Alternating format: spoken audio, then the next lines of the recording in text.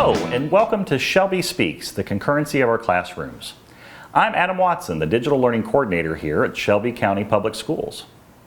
The word concurrency in our vodcast title reflects the reality of many of our classrooms this school year.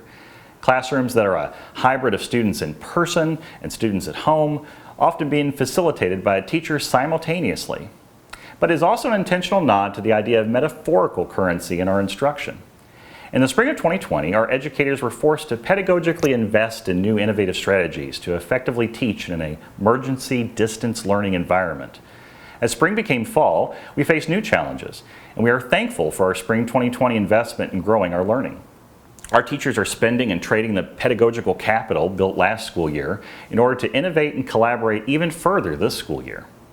Part of that collaboration involved the creation of a district concurrent classroom Google Doc full of tips, resources, and videos where educators shared with each other how to navigate through our common challenges.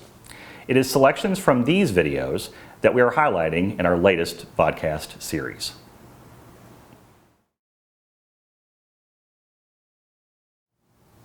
In this episode, we revisit an educator we interviewed in our previous vodcast series, Shelby Speaks, Looking Forward. Eileen Ryan is an English teacher at Martha Lane Collins High School. Last spring, Eileen shared how she facilitated and digitally organized virtual literature groups. This year, she shares her tips for teleconferencing in a concurrent classroom and how a second monitor can help. Hello, I'm going to show you how to Zoom your students into class so that they can see your slides on your screen and your students can see your slides on the smartboard. So here's what you do.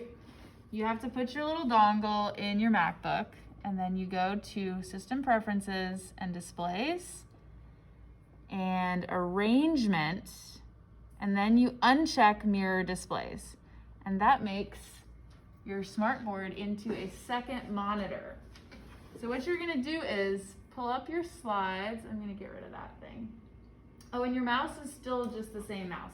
So to get your mouse over there, you have to take it off the right side of the screen, and then it'll show up over here. So I'm going to take my slides. This is my lesson for the day. I'm going to drag. So I clicked and dragged this window to the right off of this screen, and it showed up there. So this is what I'm teaching my students today, and they're sitting in the class and they're seeing this. But I also want my students at home to see it. So I'm going to start a Zoom call. And now I have my students at home and they're here. I'm going to share screen. Let me get some of this stuff out of the way. Let's make that go away. Okay, I'm going to share screen, and now I'm going to select just the window that is the slides that I'm putting on my smartboard. So that's my Google Chrome option. And I'm going to share that. And now, and I'm going to put the Zoom people back over here. So now I can see on my screen, on my laptop screen, I can see my at-home students and they can see me. And I can do like email or whatever I need to do. And I can check in with those at-home students. My students in class can just see the slides. And then Kim, who's at home, sees the slides and me, right? Yes. Cool. So then I can stand here with my computer like that. Hello at home students. Hello at school students. We're talking about the lesson. I'm teaching you a lesson. And then I can check in with my students at home. Do you know what to do? Get started on your work. And then I can work with my students in class, and I can go back and check in, and I can record the whole thing so that my students who are at home with no internet can get a recording of the lesson.